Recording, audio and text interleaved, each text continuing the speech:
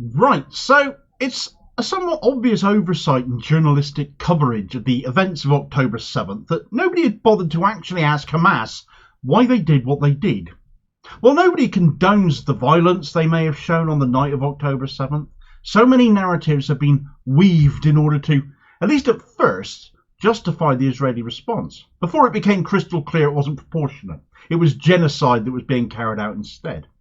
In light of that, you'd think perhaps somebody might try and, talk to Hamas, get their side of the story, interview them about their actions, their plans and their intentions, but no, not a hope. Not from our media. In fact, Hamas have released a statement, but that's too much like effort to pay attention to as well, it would seem. In fact, for this statement to come to my attention, it's come from a Palestinian academic in the West Bank, to a Palestinian activist in this country, who then took it to a renowned independent news site, so it seems only right that their side of the story should be told as widely as possible, so people can make as informed an opinion having both sides of the story, and whether you're pro-Israel or pro-Palestine or frankly are just pro-peace and want an end to all of this atrocity. You can't argue with the need to hear from all concerned, surely, can you? Right, so there is a Hamas statement on what happened on October 7th, and having heard from large swathes of the media what Israel has said about the events of that night versus what has been discovered following some investigation, perhaps the Hamas version of events is well overdue being heard. What a pity none of our media have ever seemed interested. Fortunately, those with an interest in getting this point of view heard have worked to achieve this. A briefing provided by Hamas has been passed along to the UK by the Palestinian academic Professor Mazin Kumsieh, who teaches at Bethlehem University in the West Bank and also runs the Palestinian Museum of Natural History. Now, having passed this briefing on to a Palestinian rights activist in the UK, Flavio Santofani, they have in turn passed it on to Squawkbox, who have reproduced the briefing in full in what is a UK exclusive, sad to say, when surely journalism is about exposing the truth, and that requires viewpoints from both sides of these atrocities in order to ascertain. No other media are bothered with this. No other media have picked this up. It is impossible for large, big budget mainstream news sources to not be aware of this briefing being in existence. So what gives, guys? If you aren't covering something as important as a key piece to this story, like the version of events of one of the actual parties involved, then what are you doing? Shaping a narrative, telling us what to think instead, clearly. It's the only conclusions you can reach. We've learned a lot in the 3 months since October 7th. See if this 10-point response from Hamas and any of the contents thereof ring any bells with you, and use it to formulate your own opinion. This is what it says. In light of the Israeli fabricated accusations and allegations over Operation Al-Aqsa Flood on October 7th and its repercussions, we in the Islamic Resistance Movement, Hamas, clarify the following. 1. Operation Al-Aqsa Flood on October 7th targeted the Israeli military sites and sought to arrest the enemy soldiers to pressure on the Israeli authorities to release the thousands of Palestinians held in Israeli jails through a prisoner exchange deal. Therefore, the operation focused on destroying the Israeli army's Gaza division, the Israeli military sites stationed around the Israeli settlements around Gaza. 2. Avoiding harm to civilians, especially children, women and elderly people, is a religious and moral commitment by all the Al-Qassam Brigade's fighters. We reiterate that the Palestinian resistance was fully disciplined and committed to the Islamic values during the operation, and that the Palestinian fighters only targeted the occupation soldiers and those who carried weapons against our people. In the meantime, the Palestinian fighters were keen to avoid harming civilians, despite the fact that the resistance does not possess precise weapons.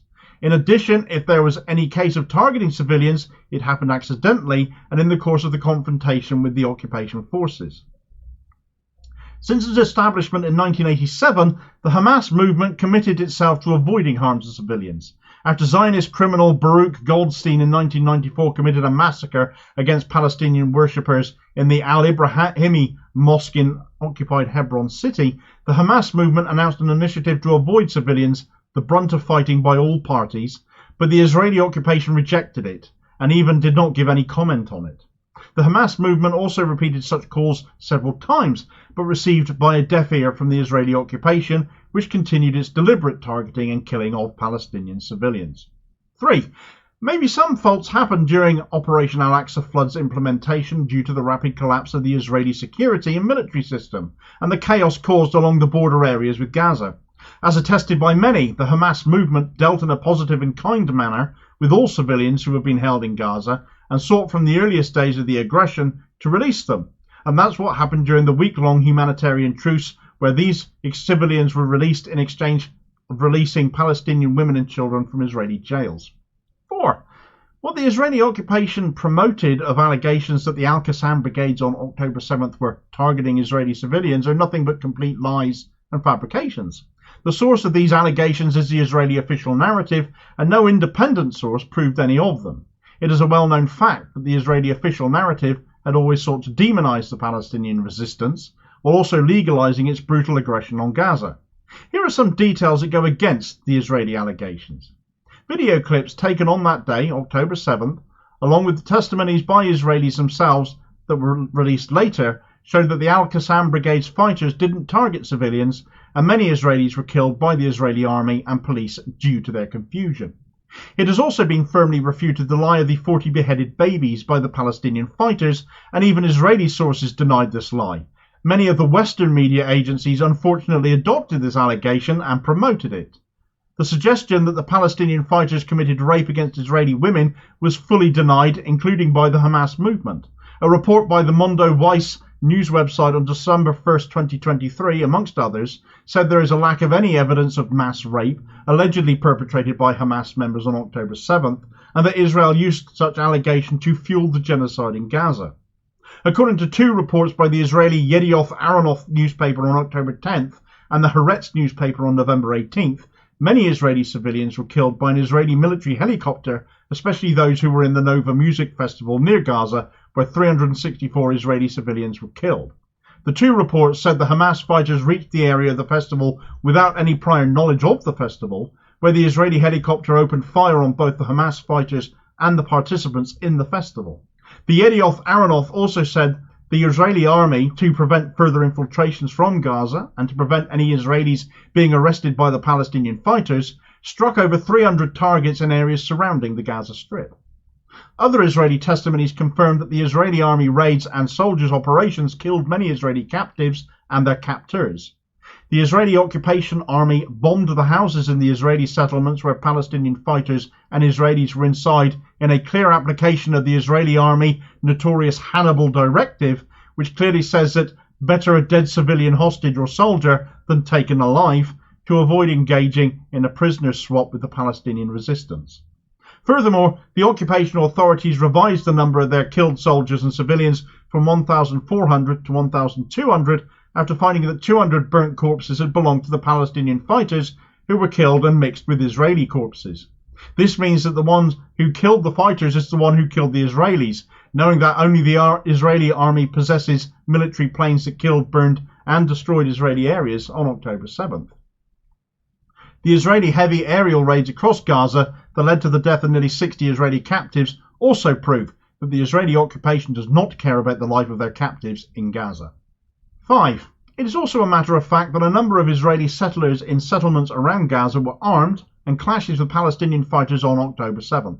Those settlers were registered as civilians, while the fact is they were armed men fighting alongside the Israeli army. 6. When speaking about Israeli civilians, it must be known that conscription applies to all Israelis above the age of 18. Males who serve 32 months of military service and females who serve 24 months, where all can carry and use arms. This is based on the Israeli security theory of an armed people, which turned the Israeli entity into an army with a country attached. 7. The brutal killing of civilians is a systematic approach of the Israeli entity, and one of the means to humiliate the Palestinian people. The mass killing of Palestinians in Gaza is a clear evidence of such approach. 8.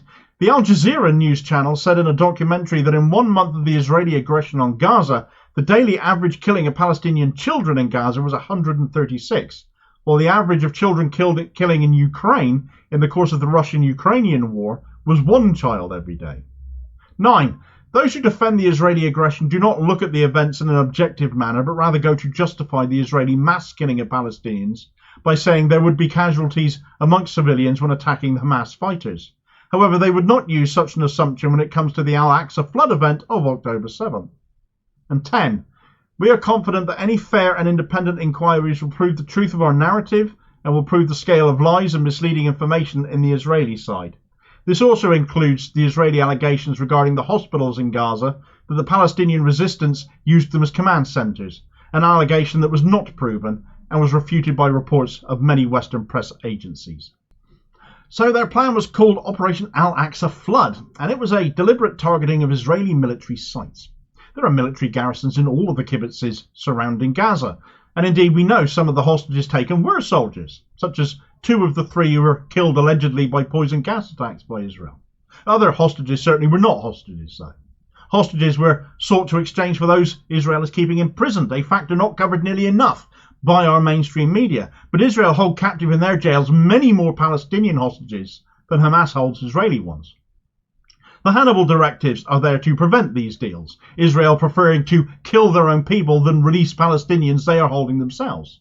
And after Netanyahu kiboshed a cabinet-agreed negotiation for hostages with Hamas just last week, it again reinforces the ongoing belief that Netanyahu does not value Israeli lives.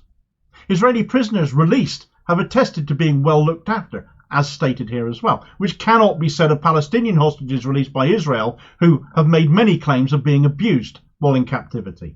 Hamas also, unlike Israel, have held their hands up to having potentially made mistakes here. They don't directly admit them, but they do say that they're possible. Of course, independent investigation is required, and they welcome that. So this is not the response of a group seeking to absolve itself entirely of any fault here. We know there were Israeli helicopter attacks on people fleeing the Nova Music Festival. We've seen footage of that on social media. They mention the Israeli news outlets also corroborating that. And they talk about the ongoing examples that demonstrate an apparent indifference to the lives of Israeli hostages. The death toll of civilians in Gaza also speaks to an attitude of life being cheap, as long as they take a few Hamas operatives out as well. I could pick out more from this, but I'd rather you think about that and perhaps reread it or re-listen to it. You've seen the news stories covered. I've covered a lot of them, but there's scores that I haven't that are reflected in this statement too. But the thing that stood out most for me was that this was just a far more honest appraisal of what went down and what has happened since than anything Israel has actually issued. Any of their so-called evidence has proven so often haven't been completely debunked as a pack of lies. Now, I am not sitting here extolling the virtues of one side over the other. I am going to great lengths to try and avoid doing that, because innocent lives have been lost on both sides here. Who is to blame for what has to be investigated. A ceasefire is what we need to see. But the fact there is almost certainly guilt to one extent or another on both sides does not preclude the fact Gaza is occupied territory, or that those attacking it are the ones holding it under occupation and are now committing a genocide there. Those being genocided have every right to oppose that occupation. There is a definite question of scale of atrocity here, though, and that scale must be reflected in the consequences that follow these events when they eventually end, and they must end. Too much innocent life is still being lost. We need a ceasefire. We need leaders prepared to call for one, and we need a two-state solution whether Israel wants that or not, along with an end to their occupation of Palestine. All Netanyahu has right now is rhetoric, especially as we wait for the verdict due tomorrow from the International Court of Justice. And he's given out some mad speeches of late because of it. This one here is possibly his most insane, though. Watch it next and see if you think it's Israel or Hamas who sound the more warped, and I'll hopefully catch you on the next vid. Cheers, folks.